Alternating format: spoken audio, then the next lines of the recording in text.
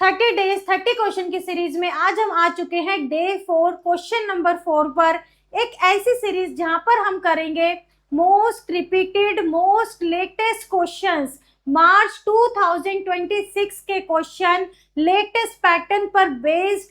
तो half yearly के लिए बिल्कुल मत छोड़ना, 30 के 30 क्वेश्चन जरूर कर लेना। डेली का सिर्फ एक क्वेश्चन, कितना भी आलसी बच्चा हो, डेली का एक क्वेश्चन 10 से 15 मिनट जो आपका हाफ ईयरली एग्जाम निकाल देगा, कोई भी कर लेगा बेटा। ठीक है, करो, आलस मत करो, छोड़ना मत। मोस्ट रिपीटेड क्वेश्चन है, आप सारे क्वेश्चन देखो, सारे बार बार रिपीट हो रहे हैं, मैंने यहाँ पर मेंशन भी किया है। अब जैसे इस क्वेश्चन के अंदर आप देखो, यहाँ पर आपका डिटर्मिनेंट भी है और यहाँ पर ट्रिग्नोमेट्रिक भी है, तो दोनों चीज यहाँ पर इन्वॉल्व हो रही है। आपको देखना है कि x कहां से कहां तक बिलोंग करना है, आपको सिर्फ वही वैल्यू बतानी है। सिंगुलर मैट्रिक्स का कॉन्सेप्ट भी है, सारे कॉन्सेप्ट यहाँ पर आपको क्लियर हो जाएंगे।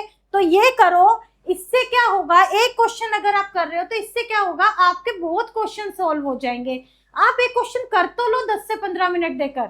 अब यहाँ पर स्टार्ट करते हैं। यहाँ पर देखो 2026 का कोड भी लिखा है और क्या ये 5 मार्कर क्वेश्चन है, 5 मार्कर क्वेश्चन। इसमें से आपके कितने तो एमसीक्यू निकल जाएंगे, तो ध्यान से समझना इस क्वेश्चन को। देखो इसमें गिवन है this is a matrix is a singular matrix. एक वर्ड गिवन है सिंगुलर। सिंगुलर का मीनिंग क्या होता है, जब मैट्रिक्स का डिटर्मिनेंट फाइंड आउट करेंगे तो वो 0 के इक्वल आएगा। डिटर्मिनेंट फाइंड आउट करके 0 के इक्वल लिखना है और हमें x की वैल्यू फाइंड आउट करनी है। ऑल वैल्यूज, जितनी भी वैल्यूज आएंगी x की, वो फाइंड आउट करनी है। लेकिन कंडीशन है x इसके बीच में ही बिलोंग करना चाहिए, 0 से π/2, 0 और π/2 के बीच में ही वैल्यूज होनी चाहिए, इससे बाहर x की वैल्यू नहीं होनी चाहिए। तो इस सारी कंडीशंस को जब समझते हुए करेंगे तो हमारे बहुत सारे कॉन्सेप्ट क्लियर हो जाएंगे। अब यहां से देखो, आप सिंगुलर मैट्रिक्स से पता चल गया कि इसके डिटर्मिनेंट की वैल्यू 0 है। इसका डिटर्मिनेंट फाइंड आउट करो 3। मैं ऐसा मान के चल रही हूँ कि आप बच्चों को डिटर्मिनेंट फाइंड आउट करना आता है।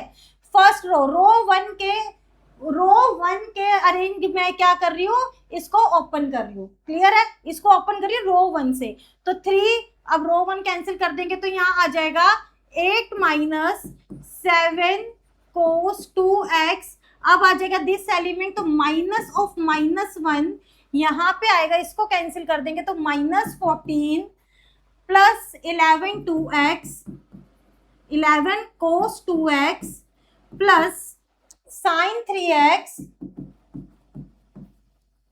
Minus 49 plus 44 is equals to 0। ये किसके इक्वल है, इज इक्वल्स टू 0। इधर सेम हम चल रहे हैं, इधर से, ये मैंने सिर्फ समझाने के लिए बताया था, इसको लेके चल रहे हैं। अब इसको सॉल्व कर लो, यहाँ से आ जाएगा 24 - 21 cos 2x, यहाँ पे हो गया +1 से अगर हम इस ब्रैकेट को ओपन करेंगे तो आ जाएगा -14 और plus 11 cos 2x।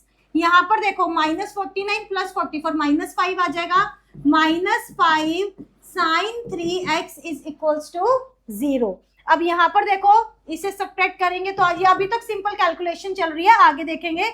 -10 cos 2x -5 sin 3x is equals to 0। अब इसमें से भी कुछ कॉमन जा रहा है, 5 कॉमन जा रहा है, तो यहाँ पे 5 कॉमन लेंगे। 2 - 2 cos 2x, इस पर मत जाना बेटा, ये ऐसे मार्क्स आ गए हैं। क्लियर है, यहाँ पर मत जाना। अब यहाँ पर देखो 5 कॉमन लिया तो आ गया sin 3x is equals to 0। अब 5 इधर जाएगा, 0 हो जाएगा, सिंपल कैलकुलेशन है।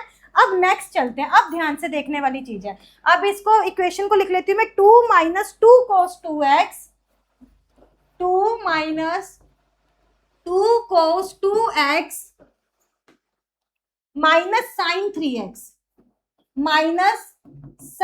3x is equals to 0। Clear है।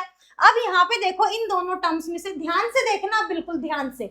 यहाँ पर देखो 2 कॉमन आ रहा है, 1 - cos 2x आपको विजिबल है, क्लियर है बच्चा, ठीक है, ठीक है, बिल्कुल क्लियर है। अब यहाँ पर 2 कॉमन आ गया, अब यहाँ पर आ गया -sin 3x is equals to 0। Clear. अभी ये 2 इधर नहीं जा सकता, ये तो आपको कैलकुलेशन पता है ना, क्योंकि ये पूरे मल्टीप्लीकेशन में था, पूरा ये एक टर्म है, ये पूरी दूसरी टर्म है, तो इसलिए वो मल्टीप्लीकेशन में था, पर यहाँ पर ऐसा नहीं है, दूसरी टर्म हमारे पास है, तो ये कैलकुलेशन है, बेसिक कैलकुलेशन। अब यहाँ से हमें डबल एंगल का फॉर्मूला पता है, cos 2x का एक फॉर्मूला होता है 1 माइनस 2 साइन स्क्वायर x, मतलब हाफ एंगल फॉर्मूला बोल देते हैं, कई लोग डबल एंगल फॉर्मूला बोलते हैं। यहाँ पर डबल एंगल है, यहाँ पर जाते जाते वो हाफ हो गया। तो यहाँ से देखो 1 माइनस cos 2x को उधर लेके जाऊंगी, उसको उधर, तो ये आ जाएगा 2 साइन स्क्वायर x। इसको हम मल्टीपल टाइम्स यूज भी कर चुके हैं, तो यहाँ से मैं 1 माइनस cos 2x को क्या लिख सकती हूँ, 2 sign square x, 2 sign square x आ गया। अब यहाँ पे साइन 3x का फॉर्मूला जो हम 11th क्लास में पढ़ चुके हैं, साइन 3x का फॉर्मूला होता है 3 sine x minus 4 sine cube x, sine की टर्म में आ गया। अब यहाँ पे ब्रैकेट लगाएंगे, 3 sine x minus 4 sine cube x is equals to 0। अब इस ब्रैकेट को ओपन कर लो, यहाँ से आओ अब 4 sine square x minus 3 sine x, ये हो जाएगा plus 4 sine cube x is equals to 0। यहाँ तक क्लियर है। अब यहाँ से देखो सब में कॉमन क्या आ रहा है, एक साइन x कॉमन आ रहा है, तो साइन x कॉमन ले लेंगे, साइन x कॉमन ले लिया, तो 4 sine x minus 3 plus 4 sine square x is equals to 0। यहाँ पर देखो दो टर्म आ गई, एक टर्म ये आ गई और एक टर्म ये आ गई। इससे क्या पता चला, या तो sine x is equals to 0 या फिर 4 sine x minus 3 plus 4 sine square x is equals to 0। मैं नीचे से थोड़ा सा क्लियर कर लेती हूँ, ओह सॉरी, नीचे से थोड़ा क्लियर कर लेते हैं। अब यहाँ पर ध्यान से देखना बेटा, एक बार इजी है लेकिन ध्यान से देखना, ये 4 लिखा है, ठीक है। अब यहाँ से एक तो मिल गया sine x is equal to 0, अब यहाँ से भी तो कुछ मिलेगा। अब यहाँ पर साइन x को एक तरीके से एज्यूम करो वो y है, ऐसे देखो इसको इस तरीके से। अगर मैं साइन x को y की तरीके से यहाँ पे देखें तो ये क्या आ रहा है, 4y minus 3 plus 4y square is equals to 0। अब मैं इसको ना उसमें करती हूँ, डिक्रीजिंग ऑर्डर में अरेंज करती हूँ, 4 sine square x plus 4 sine x minus 3 is equals to 0। Clear है यहाँ तक।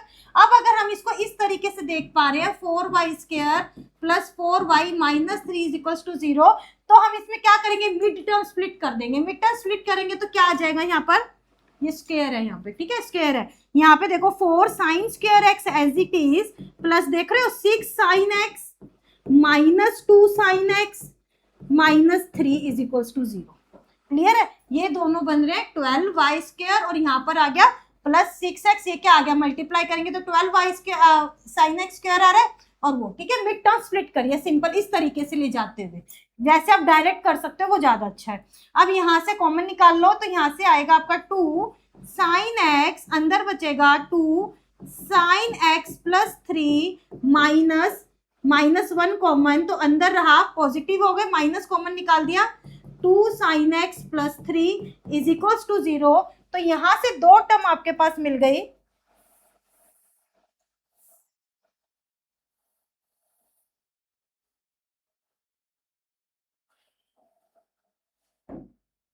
यहां से देखो दो टर्म्स आपके पास मिल गई, 2 sine x minus 1 2 sine x plus 3 is equals to 0। Clear. अब इसमें भी देखो ये 0 या ये 0, तो 2 sine x minus 1 is equals to 0 या फिर 2 sine x plus 3 is equals to 0। अब यहां से वैल्यू निकालो, एक वैल्यू ये आ चुकी है हमारे पास। यहां से देखो अगर हम इसको इक्वल 0 के इक्वेट करते हैं तो यहाँ से साइन x की वैल्यू आ रही है 1/2 और यहाँ से साइन x की वैल्यू आ रही है माइनस 3/2। क्लियर है।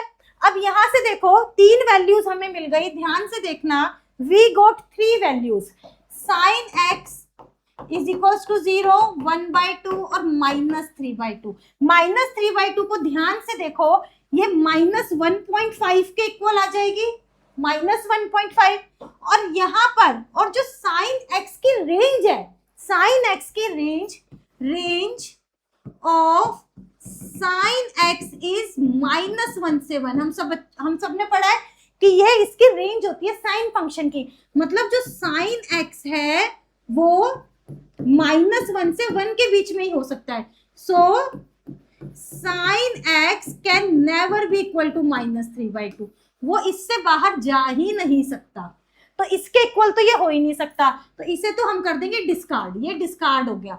अब 0 और 1/2 के लिए बचा, when sine x is equal to 0, इसका मीनिंग क्या हुआ, x की वैल्यू 0 है, और when sine x is equal to 1/2, तो इसका मीनिंग क्या हुआ, x is equal to π/6, x की वैल्यू क्या है, π/6। और हमारे पास एक कंडीशन और थी, वो थी कि जो x है वो 0 से π/2 को ही बिलोंग करना चाहिए, तो 0 ये हो गया और π/6 यहाँ पर बिलोंग करेगा, तो हमारे पास ये दोनों वैल्यू बिल्कुल सही आई है, 0 और π/6। हमें इस कंडीशन को भी कंसीडर करना होता है।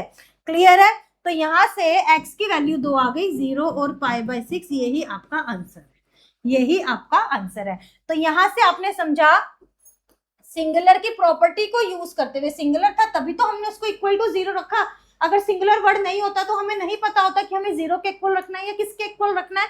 तो यहाँ से हमने इसको प्रोसीड किया, सिंपल कैलकुलेशन करी, सिंपल कैलकुलेशन करने के बाद हमने यहाँ पर इसकी प्रॉपर्टीज फॉलो करी, 2 प्रॉपर्टीज लगाई, उसको फिर मिड टर्म स्प्लिट में आए, आगे आगे आगे आगे हम कैलकुलेशन में बढ़ते रहे। यहाँ से हमारी ट्रिग्नोमेट्री स्टार्ट हुई, sine x is equal to 0 की हमें रेंज पता होनी चाहिए साइन एक्स की, ऐसे हर फंक्शन की रेंज पता होनी चाहिए, ठीक है, 11th क्लास का पार्ट है, हर फंक्शन की रेंज पता होनी चाहिए, बिकॉज अभी साइन एक्स में आया, कल को कॉस एक्स में भी आ सकता है, टैन एक्स में भी आ सकता है, वो क्वेश्चन टू क्वेश्चन डिपेंड करता है।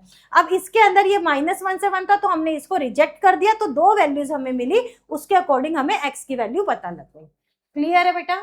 बच्चों, अगर आप भी रेगुलर क्लासेस लेना चाहते हो जिसमें हम स्टेप बाय स्टेप स्ट्रेटेजी से काम कर रहे हैं, कॉन्सेप्ट से रिलेटेड क्वेश्चन, एनसीईआरटी की एक्सरसाइज, एनसीईआरटी के एग्जाम्पलर के क्वेश्चन, उसके बाद advance question, test, live doubt session, तो आप एनजे इन्फिनिटी क्लासेस को एक बार विजिट करके देख सकते हो। यहाँ पर आपका क्लास 12 का कोर्स अवेलेबल है, आप नीचे देखो कोर्स को, सीबीएसई का सिलेबस है जो आप यहाँ से डाउनलोड कर सकते हो, आप प्रीव्यू पे क्लिक करोगे तो आपके सिस्टम में डाउनलोड हो जाएगा।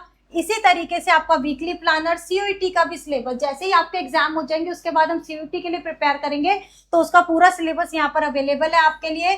देख रहे हो यहाँ पर स्टेप बाय स्टेप, आप इस पे क्लिक करके वीडियो वॉच कर सकते हो, एग्जैक्टली इस साइन पर क्लिक करना, आप वीडियोस वॉच कर सकते हो, जो भी आपके डेमो के लिए फ्री क्लासेस हैं उन्हें आप वॉच कर सकते हो, लाइव डाउट सेशन, सब कुछ आप यहाँ पर कर सकते हो। इसमें आपकी फुल रिवीजन होगी, फुली प्रिपरेशन होगी, एग्जाम तक, एग्जाम के बाद सीयूईटी तक आपकी कंप्लीट रिवीजन, सिलेबस, आपके सारे प्रीवियस ईयर के क्वेश्चन पेपर, सैंपल पेपर जो भी सीबीएसई रिलीज करता है, एक्स्ट्रा क्वेश्चंस इधर से उधर से सब यहाँ पर हम कंप्लीट करेंगे। 100% स्कोर करने के लिए हम प्रिपेयर कर रहे हैं। और अगर आपको किसी भी चैप्टर में लगता है कि आपको एनसीईआरटी के ये वाले क्वेश्चन में प्रॉब्लम आ रही है या फिर किसी भी कॉन्सेप्ट में प्रॉब्लम आ रही है, तो आप यहाँ पर विजिट करके एक बार चेक कर सकते हो। वेबसाइट का लिंक आपको नीचे डिस्क्रिप्शन बॉक्स में मिल जाएगा।